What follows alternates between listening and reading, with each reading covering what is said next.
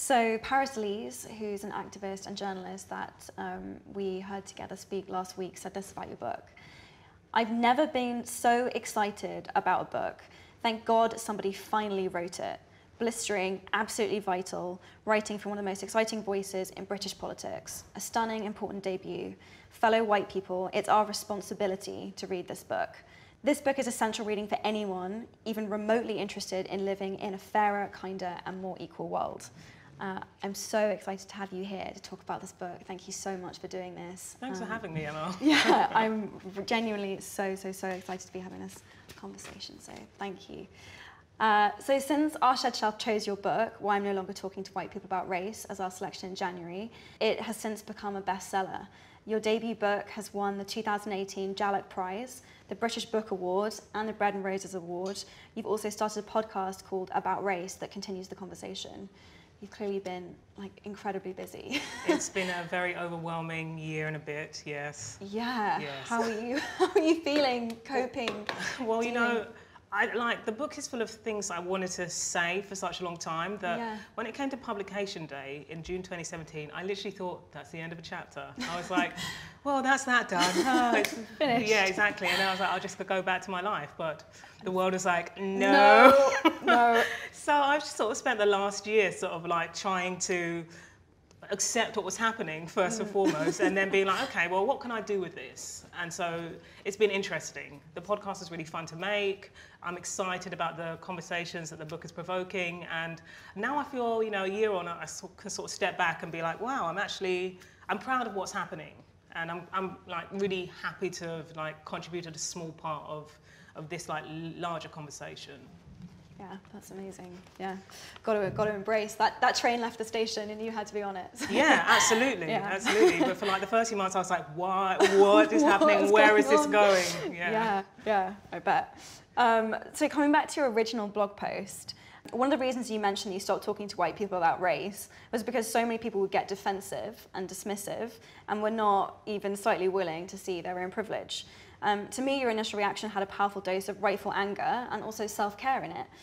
I'm no longer putting up with this. If you insist on twisting my message or continue to be in deep denial about historical or current context with regards to what's happening around race, then why should I engage? Because the consequences for a person of colour can be really negative. Did I get that right? You got it spot on, because you know, when I wrote that original blog post back in, it was February 2014, and I remember my life circumstances then. I was for some reason sleeping on a mattress because my landlord had not organised a bed, and like everything seemed bleak, and I was also very much involved in activism at the time. And let me just say that I wrote that blog post not for want of trying. That came from a good few months of attempting to provoke a conversation about race and racism in my progressive activist circles. And so that blog post was like saying, I can't do this anymore, and here are the reasons why. I don't really believe in ghosting, you know, like some people, when a situation becomes unbearable, they just disappear. I can't do that. I always have to sort of give an explanation as to why I'm leaving this space. And so that's what I did with that blog post. And I suppose like the job of a writer is to try and like grab to these like what feels sometimes quite intangible emotions. And I was really trying to articulate like what it felt to be sometimes, it felt like locked in a battle of me trying to say racism exists in these progressive circles, and people in those progressive circles saying, this is all in your head, you're being divisive, etc., etc. So I wrote that blog post. I didn't mention any names. I didn't talk about any particular situations. I just said, this is what it feels to be like this, to be in this situation. I can't do it anymore because it's really hurting my mental health. I press published. I expect nobody to read it. Like, I'd been writing on that website, on my blog, since I was 19 years old, and nobody really read anything that I had to say. But when I clicked publish on this, it just took on a life of its own. And so many people from all around the world are saying, mood, you know, this is me, I truly resonate with this. Do you know what I mean? And my mind was blown. And also, there was lots of white people who were reading it who would be like, wow, I did not realise that I had been like unwittingly taking part in this. And even now, you know, for work, I travel a lot to different parts of the globe, and I still meet people who are like, oh yeah, I definitely remember reading that back in 2014. So, you know, the power of the internet, largely a force for good in that particular circumstance, not always. Yeah. But yeah, it just absolutely, you know, blew my mind. Yeah, I can't imagine. It really picked up some speed. It had crazy momentum. Yeah, definitely. So the book kind of feels like it was written as a guide, methodically making your case for people who deny that white supremacy and their own complicity in a racist system exists. You kind of start with irrefutable facts, the brutal history of racism that still is being erased, denied, defended, propped up in our hallowed institutions of knowledge like Oxford and Cambridge. You show how the structural racism is built into our systems and then just like continues to fester. You show how white privilege is insidiously kind of ever present. You tackle so much. You kind of white fears, white feminism, and class divisions. You covered so many different topics within this area. But is there anything else since you published the book, since you've been part of these conversations, that you wish you had written about or covered, or like, oh, like I wish I put in a paragraph about that? I'm going to say that that book was a real encapsulation of a lot of my thoughts over the span of a good 7 years. And I don't think there's anything that I didn't cover that I wasn't thinking then. But now I'm really interested in how these things affect our mental health in particular. Oh, wow. Because I think that racism really negatively affects your mental health if you are subject to it in a terrifying way. And I think that that's something that we're not speaking openly about. Yeah. Probably because, you know, anti-racist movements are, you know, built on this idea of strength and defiance and resistance. And it can be scary sometimes to pipe up and be like, you know what, this is really chipping away at me. Yeah. And when I think about that initial blog post that I wrote, it was speaking about the micro and the macro. I was talking about dynamics of society, and I was talking specifically about how that was affecting me and my mental health in particular, because there were times when I was involved in those activist sort of conversations that it literally felt like an onslaught.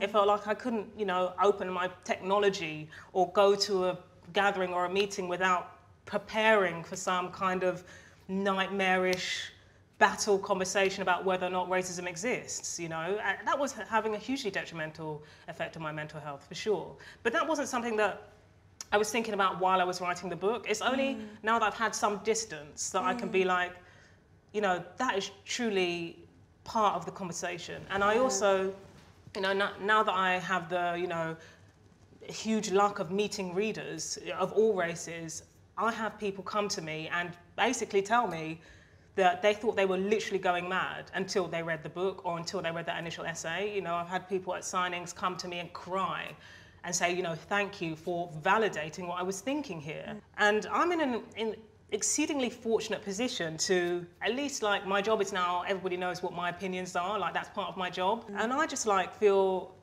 I'm cut up by people who are in circumstances where that's not the case, but they are still attempting to talk to white denial about race in friendship groups or workplaces and just being made to feel like they're the crazy one, you know? Yeah, they're insane, yeah.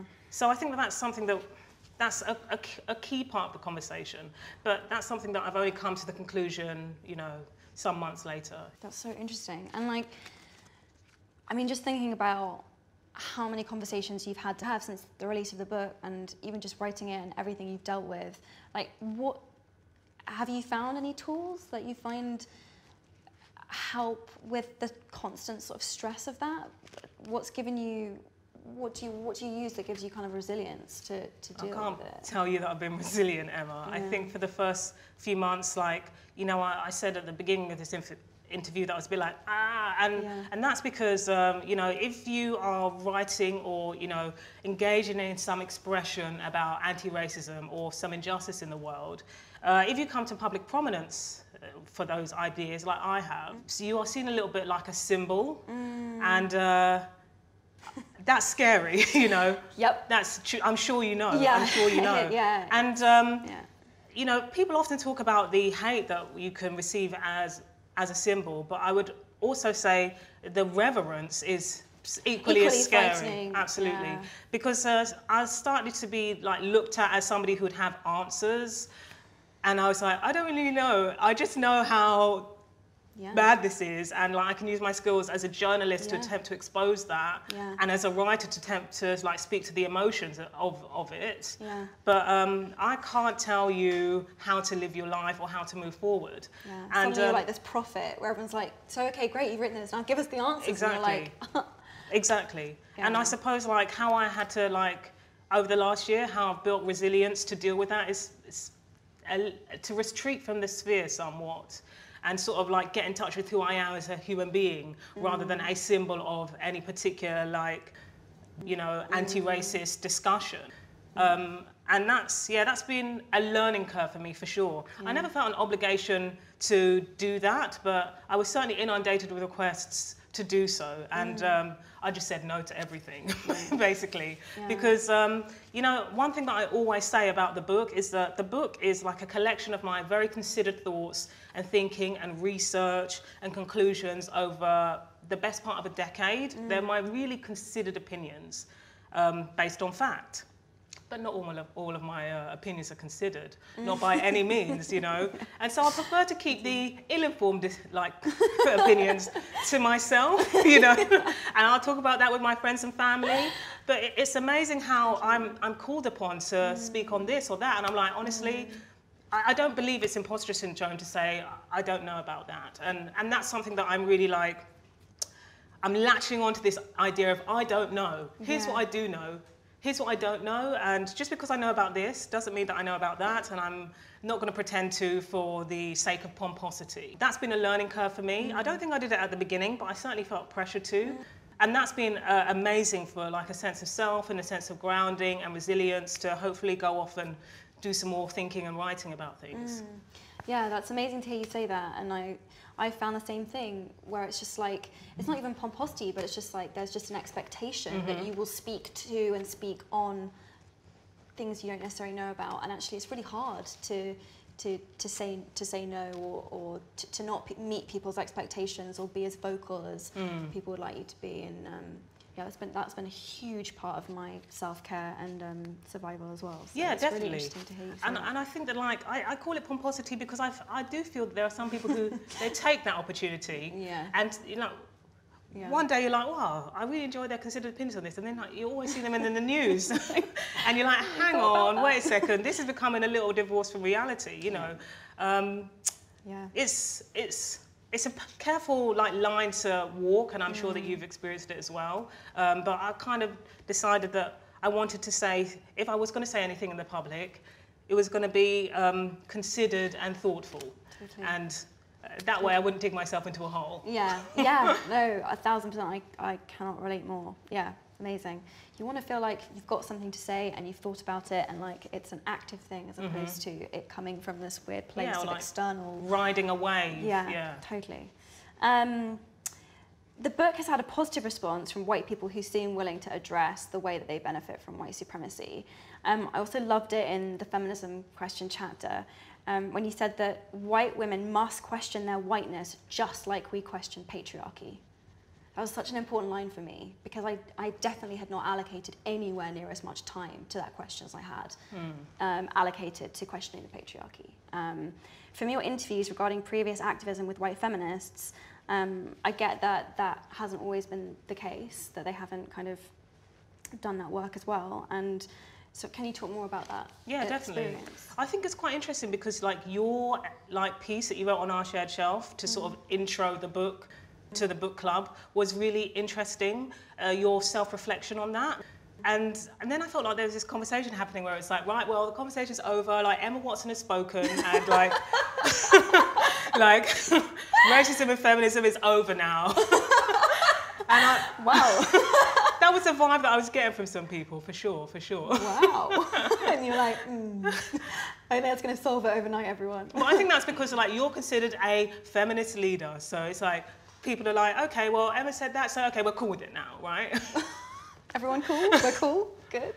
But, and how did that, like... well, I was just a bit how like... that makes me feel, but how does that make you feel? Well, I feel like reading a book is an intensely personal experience, so you're speaking for yourself. Yeah. You were speaking for yourself in that. Yeah, well, I piece. went through this like deeply personal, painful like journey with it, and you kind of have to go through that process of like loads of difficult conversations. I went into loads of reading. Like that, me getting to the point of writing that was like, it was a process. Like it was one of those things where I was like, no, hang on a minute. I've been talking about intersectionality and I've been talking about how important that word is, but there's something about like practical application of it and like a deep, like personal experience understanding of something, and it's just different. It's a different connection. For sure, definitely. You know, books can take you some of the way, and it's really important to do your own work like that and not expect everyone else to do the labor of explaining things to you. But at the same time, it's those one-on-one moments I've had with people that really changed something for me. So for sure, like, and I think that like the book primes you to feel open to those conversations, Yeah. right? So in the book, the first chapter that I wrote was chapter 5, which is a chapter about feminism. Really, that was your first chapter? That was the first chapter I wrote. That's so interesting, because as I was reading it, that was the chapter I was like, oh my god, like this is really, It took me like a year to write. It took me such a long time. 12 months. Yeah. Wow. And that's because, well, it was kind of like difficult to recount some of the stuff that had happened. I had to speak about, it's the only chapter in which I spoke at some length of my own personal experience of talking about race and feminism. And my own personal experience was pretty hairy, to be honest. Like it wasn't a fun time. Yeah. And the story is that I started getting involved in feminist activism when I was like 19 years old. I was an English literature undergraduate. I'd read The Second Sex by Simone de Beauvoir, and I was like, oh, I'm really resonating with this stuff. So I went on Google and I just searched, UK feminism. And I found this blog called The F Word. I think it's still going. And they aggregate like events and stuff. So I was like, I'm going to go to some of these events. I seem to be the only person in my immediate vicinity who is thinking like this. So I'm going to go to some of these events. And I met some incredible people, some people, much older than me, some people my age, and it was an amazing, supportive time. And as the years went on and people started to pay a little bit more attention to the conversation about feminism, the movement broadened and there were more perspectives, of which mine was one, more diverse perspectives, as people like to say.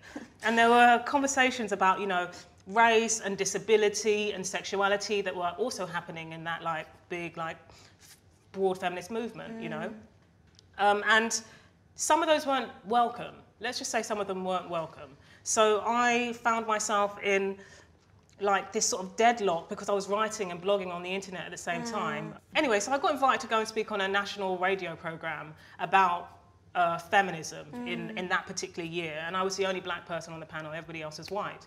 The issue of intersectionality comes up. I'm asked to discuss what it is, which is essentially, the crisscross of different discriminations. Could be sexuality and disability, but the concept came from the legal scholar, Dr. Kimberly Crenshaw. I'm asked to describe this, so I do. And then one of the white women on the panel said, yes, this is all very important, but I think we also need to talk about the fact that some people are using this concept to bully me online.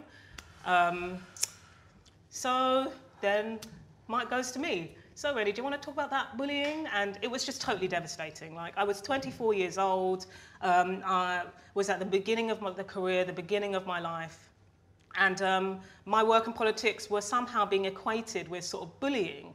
Now, don't get me wrong, that woman apologized soon after. There was an online, drama about it. An ex-Conservative MP weighed in and said, Reni is the bully.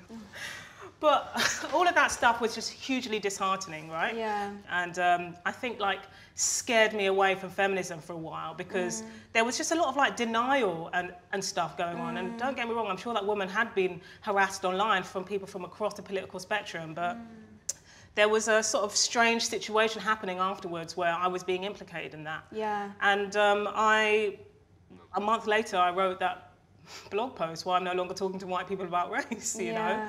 It was pretty devastating, but there's a narrative out there about what it means to be a black and feminist, and it's been equated with being an angry black woman, and I'm going to try really hard to prove that narrative wrong and put forward a different perspective and contextualize it in terms of, what it means to live in this world as somebody who isn't white when we have global superpowers that have sometimes overtly and sometimes inadvertently, like advance the idea that to be white is to be right. And so that's what I really tried to do with the book. Although back then I didn't know that it was going to end up being the book. I was just quite like hell-bent on trying to provide a different narrative to the one that existed then. Yeah.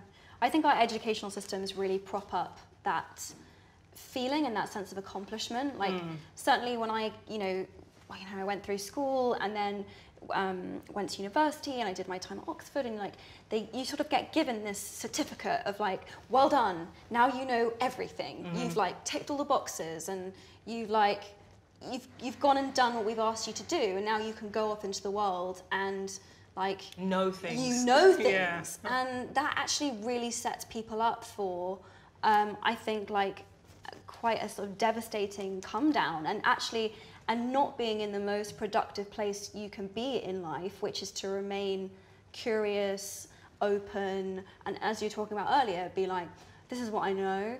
And part of knowing what you know is also actually having an understanding of how little you know, because that's when that starts to really hit home. But I think certainly, the beginning of my feminist journey, it was like, oh, I was told in school that this problem had been solved, and that's not true. And I think, again, the same thing for race, and like reading your book was like, oh my God, I was really taught in school that this was a problem that had been addressed. And, and then you sort of realize it has not. And I talked about this last week at a conference, at the Novo Foundation conference, but just that this whole like, this phrase that politicians have been coining, which is like being a voice for the voiceless, and how problematic that is, because it's just that, okay, because a set of opinions or information isn't in the mainstream does not mean that people haven't been shouting about it and talking about it a lot. With that sort of question of education, I think that like, one thing I sort of realised very quickly when I was being involved in feminist activism is that a lot of the white women around me were saying, well, this isn't an issue, why are you bringing it up? This is divisive, because they had gone through the same British education system that I had gone through, that sort of said, this isn't an issue.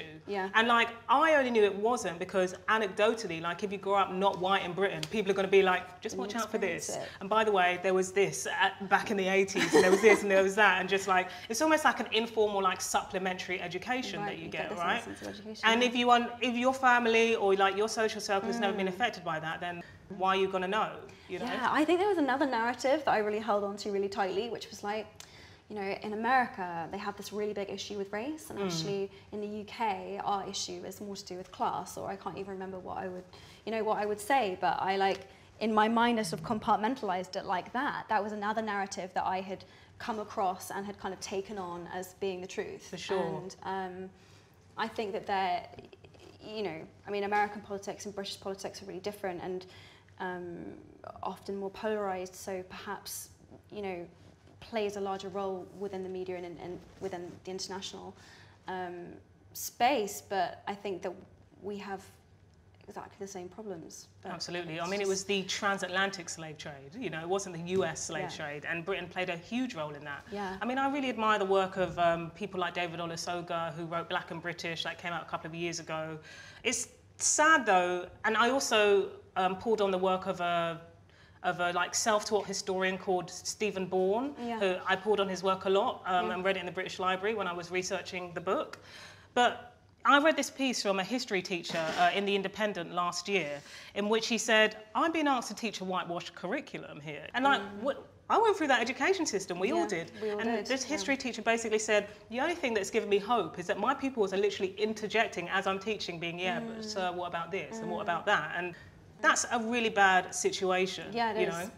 I think recently, for the last year, like one of the most intense feelings I've been having is just a real sense of betrayal for my education, because I was a really dedicated student, and I no one really kind of expected me to be taking my education seriously when I started working so young, and it was something that I really fought really hard for, and I poured so much of myself into it. And then to come through all of that and actually just be like, there are these just gaping holes in my understanding, in my history. And like the first moment of like understanding my, like some of my cognitive dissonance was actually just even going to America and then sitting in I did a history of the modern Middle East class, and then just being taught part of this history about Churchill dropping bombs on certain parts of the Middle East, and I literally looked around, literally turned around to the back of the lecture room to see if anyone else was freaking out in the way that I was, realizing that I was like, hang on, this is just like, there's just like this blank space that, you know, I just never knew anything about, and I was like, wow, I feel really this enormous sense of betrayal. This should be such a bigger part of the education that we receive. For sure. How to treat each other well. It's kind of like very elective at the moment, you know, like you have to become an adult or perhaps go to university and then take a literal elective module, or become an adult and be interested in these things and then go and buy the books. If you're lucky, you'll find it in a bookshop, otherwise you're going to have to go to some like obscure library. But you know, when I was in secondary school and learning about the two world wars, there was this word that came up a lot, jingoistic, which is like this excessive, uncritical patriotism.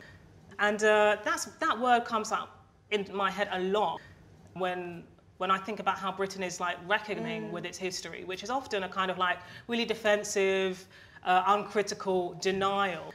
And that's worrying to me. Let's just say that for sure. Yeah, it is incredibly worrying, and I think, yeah, as we talked about before, I think it's going through those institutions and being given this false sense of, you know, that like stamp of like, okay, you know everything now. Into the world off you go. Yeah. You know, and actually that not being the case, and then people don't arrive at things with an openness and a sense of curiosity. They arrive with this incredible sense of defensiveness. For sure.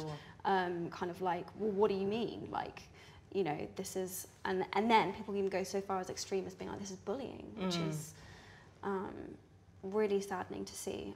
It must have been, if you kind of went to these feminist, the F word meetings and groups to kind of feel like, oh, these are my people, they're seeing things the way that I see, like, this is my community, this is my tribe, and then to actually realise that, you know, to be spoken to like that, like, that must have been incredibly, like, painful. Yeah, I because felt very you already alone. Feel very isolated, and then to feel isolated from the group that's meant to not make you feel that way, that must have been very painful. When I was at uni, I was the only feminist on campus, let's just say that. Like, it was isolating. I remember working on the student paper and talking about feminism to the overwhelmingly like male student paper staff. You know, you're all voluntary, everyone's doing it because they like to write.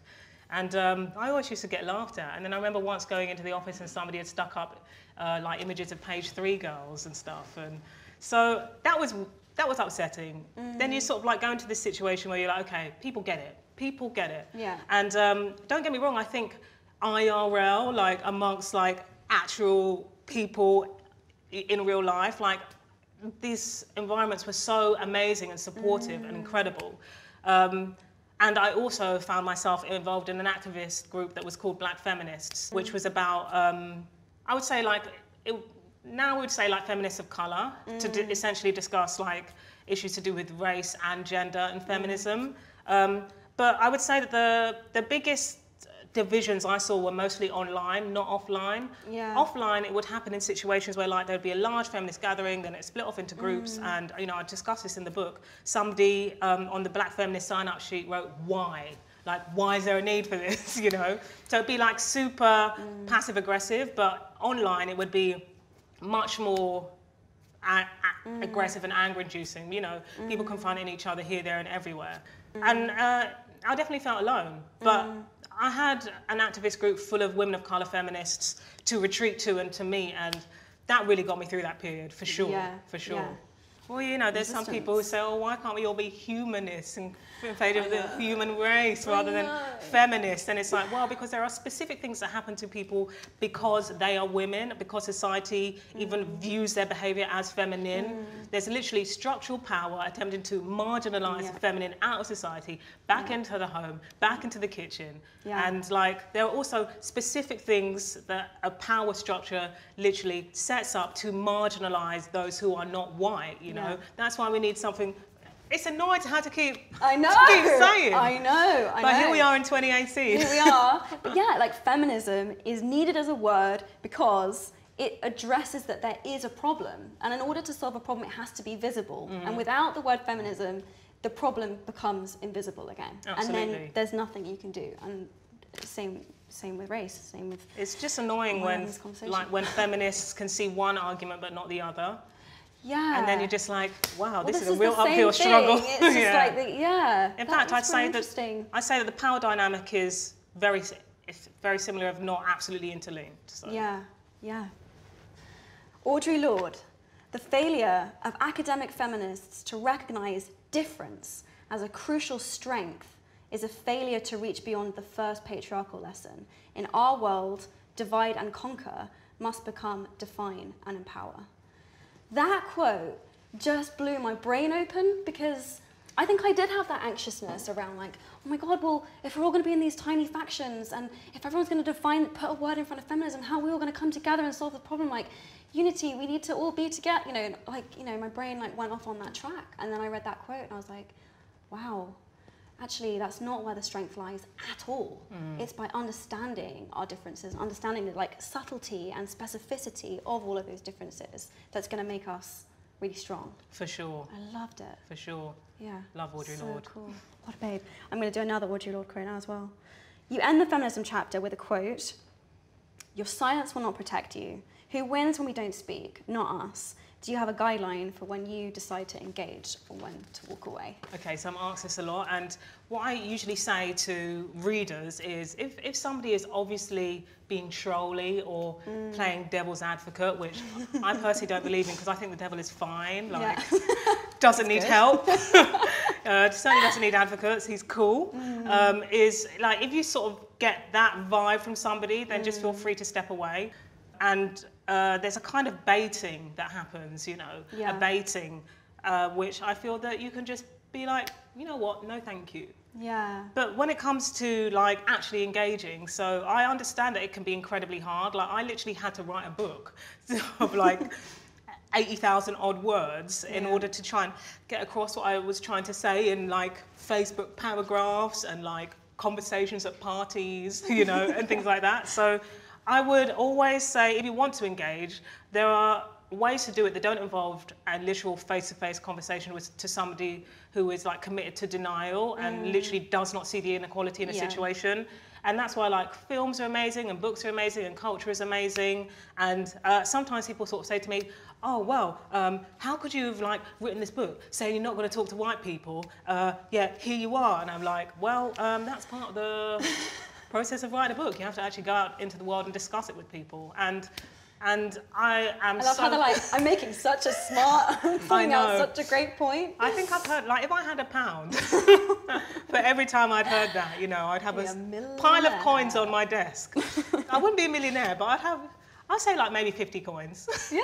Anyway, that's good. Okay. But for me, a way to engage in a productive way was to channel my anger and my research and my rage and all of my thoughts about it into an expressive endeavour. Yeah. And that's what I always say to readers in particular who are like, I don't know how to do this is so difficult, is channel it into something expressive and productive, whatever that might be for you.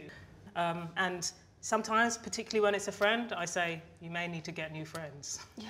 Which is a sad thing to say, but it is the case, for sure. One of the reasons I love the histories chapter of your book so much is that A, there was so much in there that I didn't learn in school, which we've already talked about, and B, it feels like one of the first steps to effectively fighting racism is to just own that history and acknowledge our complicity in it and our structurally racist society. As a nation, Britain has to confront this history. Do you see signs of us moving in that direction at all, of this being taught in schools? Like, are there any like glimmers of hope? I checked, there's 2 petitions on the petitions.gov.uk website. Both are no longer live because they happened in the last government. So I used to say, oh yeah, there's a petition, sign it, but it's not live. So that's distressing. That is distressing.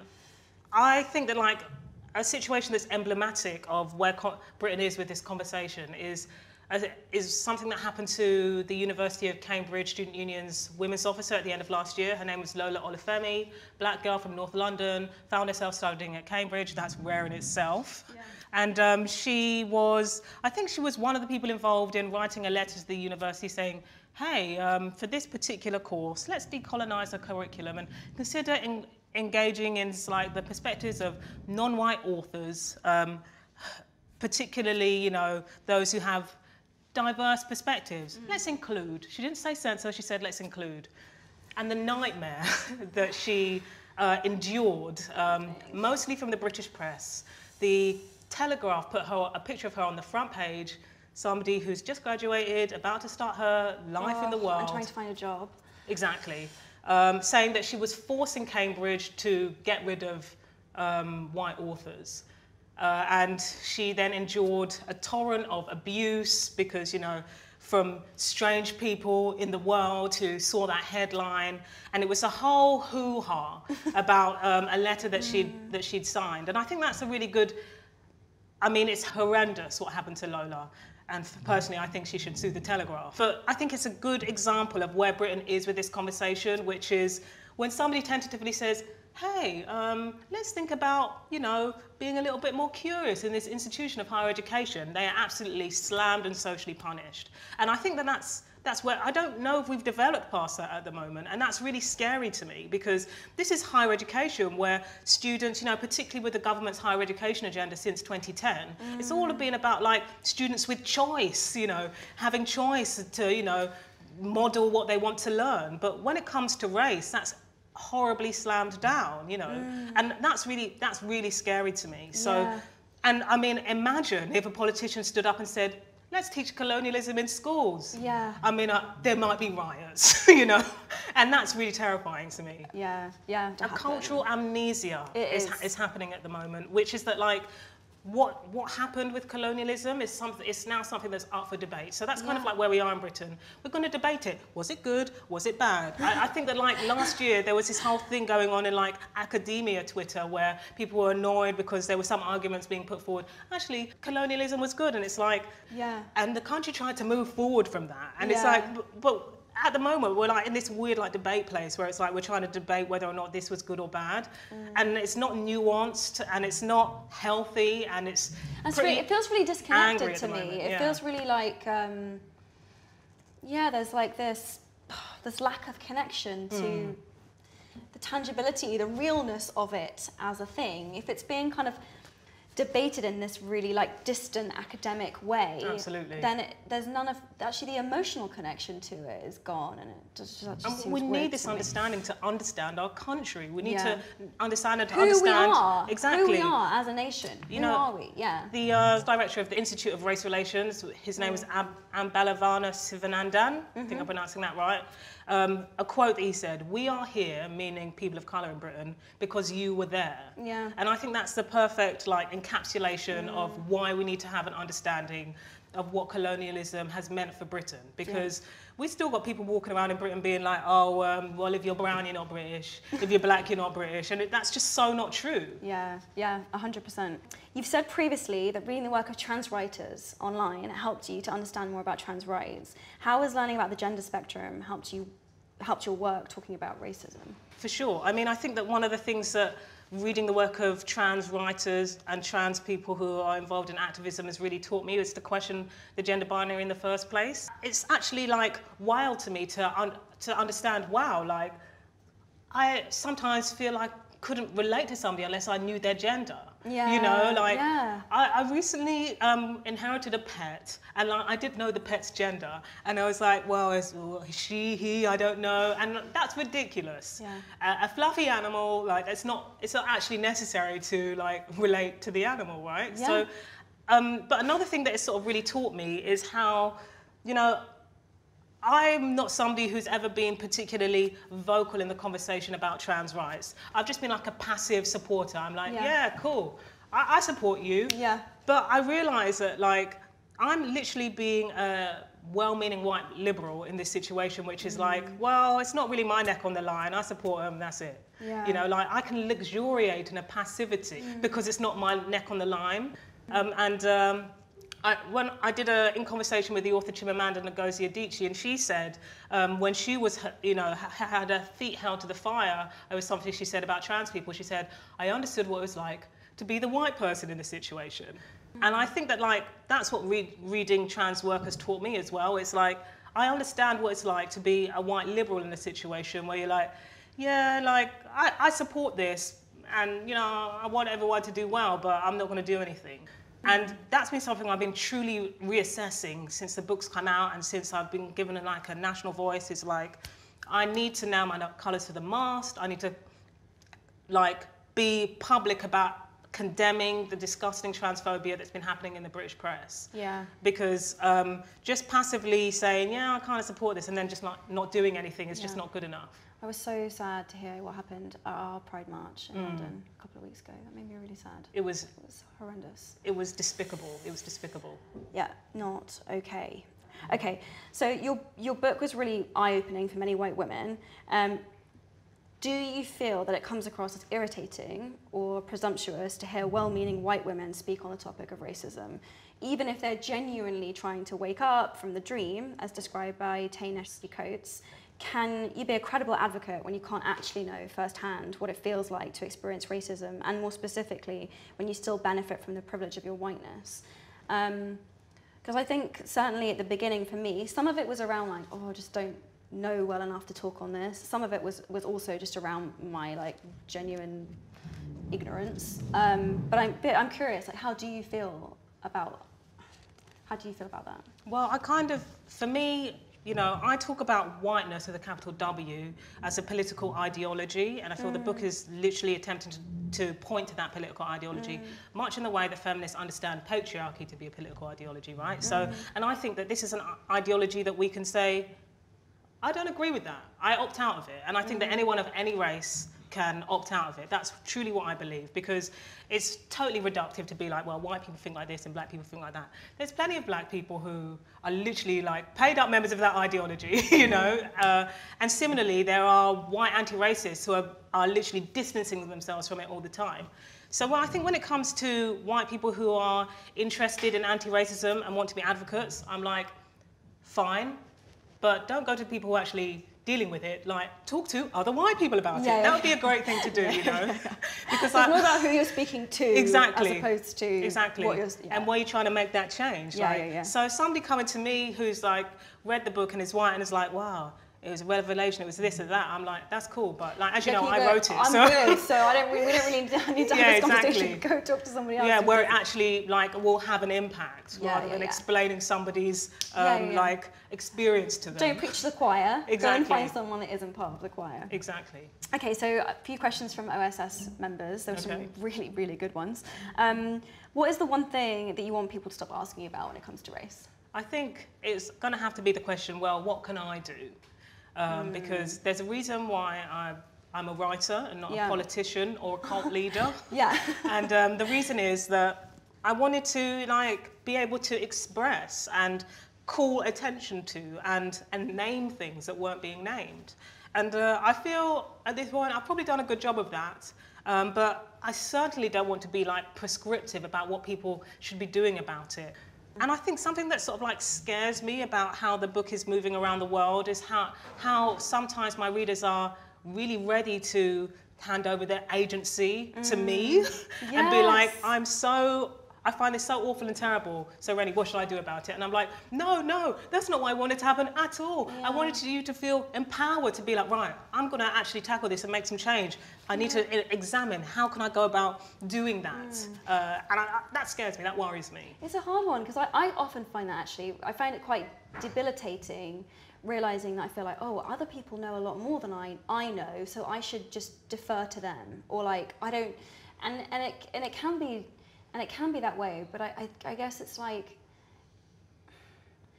love that phrase, forget your perfect offering. You don't have, somebody that I was actually at a trans training last week and speaking to a member from that community, and I was just really heartened to hear her say, yeah, just forget your perfect offering. You don't have to do it perfectly. People do notice and care about your intentions, and as long as you're open and willing to learn and receive feedback and do your own work, then don't not get involved, not say anything because you're so concerned that You have to do it perfectly. For sure, That's really absolutely. helpful comment. Because I cannot co-sign or like approve, okay, that's the right thing to do. And you are doing that perfectly. And I think that's really weird and dangerous for me to do that. Like, I just want people to feel equipped and empowered. Yeah. That's what I want. Yeah. And I'm not saying that all my readers are not feeling empowered. I think that I've heard some incredible and amazing stories from readers who have told me what they've been doing after reading the book. You know, putting up displays of like authors of colour in, you know, primary schools, or one book's talk, a little boy, he must have been like a teenager, so he wasn't that little. He must have been about 14 or 15, white boy. He came up to me and he was like, so I read your book and I really love maths. And so I realised in my school, I go to a very multicultural school, the like higher the maths set was, the whiter the group was, and that was really disturbing to me. So I sat down and I did the calculations and I worked out what was happening here, and then I presented it to an assembly. And I was like, this is incredible. Like, That's this amazing. is amazing, you know. People ask me the same thing about gender equality, like what can I do? I'm like, well, just, and to be honest, I needed to take my own advice. Like, the space you work in, the spaces that you are in, like working with Time's Up and like trying to structurally change some of the problems within my own place of work. But I agree with you, it's like being creative about your own specific context and how you can bring your understanding into what you're really doing. For sure, and neither you or I can we can't assess. No. Like, if somebody comes up to us who we don't know, we can't be like, well, what's your job? Like, where do you work? Who do you hang out with? Where do you eat? Like, where do you go to party? Like, so every person is the expert in you know, their spheres of influence. I believe that's the phrase. I'm going to try and ask a couple of questions from the OSS Instagram. So my mum is a junior school librarian. Can Reni suggest any books around the topics of feminism, race and intersectionality for younger readers? For sure. I mean, I think that like, first of all, like think about those as themes rather than topics for younger readers, because those themes crop up a lot in books for younger readers, often from authors of colour. So I brought one of my favourites, which is Noughts and Crosses by Mallory Blackman, which is... Loved this book. Yes. I was obsessed with this book. I haven't read it since I was a child, but I literally like this book, which is essentially like a dystopian, like, future where the racial power dynamic is flipped, is incredible. And I believe it's set in Britain, and Mallory Blackman, like Black British children's author, so talented. And there's a bit in this book that resonated with me when I read it as a child, and it's the description of Callum, who is the white character, who's lower class. He cuts himself and he puts a plaster on, and he notices that the plaster is far deeper than the colour of his skin, and it's sort of used as like emblematic as to like what the norm is in that society. And that really set my head spinning as a child, to think about the plasters that I had in my bathroom cabinet and how they certainly weren't my skin colour. So yeah, and there's also something really beautiful about the metaphor of like even the wound that you try to heal, even like what you try to put on to heal the wound isn't the right medicine or colour or cover or whatever else. It's really deep. In your book, you discuss how the conviction of Stephen Lawrence's killers was a missed opportunity to have a public conversation of racism and its lingering existence institutionally and structurally. Do you feel like constructive conversations on race have been able to happen in response to current recent events, specifically the royal wedding? So I think that the royal wedding was really interesting. I personally took a vow of silence around the royal wedding because I was being asked constantly, hey, come and be a pundit. But one thing that I thought to myself was, these conversations about race were happening. I often saw some of my like activist friends on the TV discussing it, and I thought, these people are amazing at talking about current events in general. Like, why are they only being hauled out to discuss race? Yeah. One of the things I sort of said was, the way that the British media wanted to discuss it was almost like it was our Obama moment.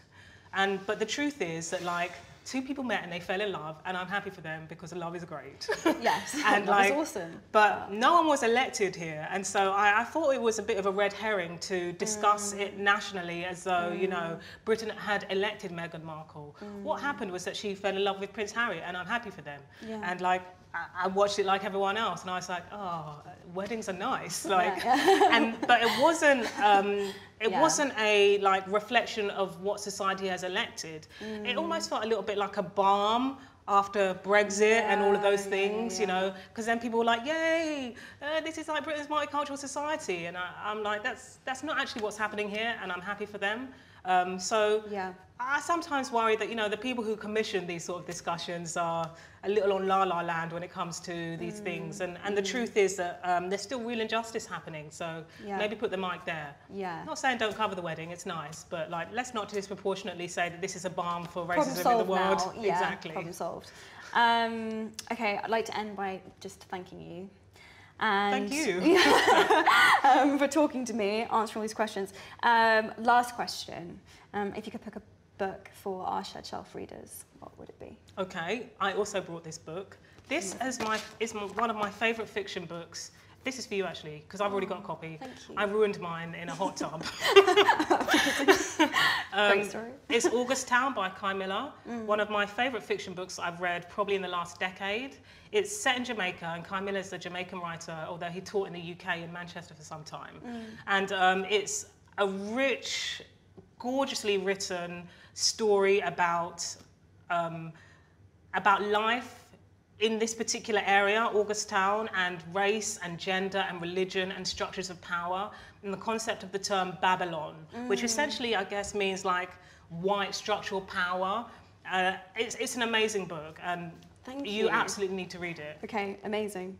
Amazing. I'm just sitting on my hands waiting for Kai to write another work of fiction. It's really nice actually to have a piece of fiction to like, sort of balance your non-fiction contribution, so this is really exciting. Thank you.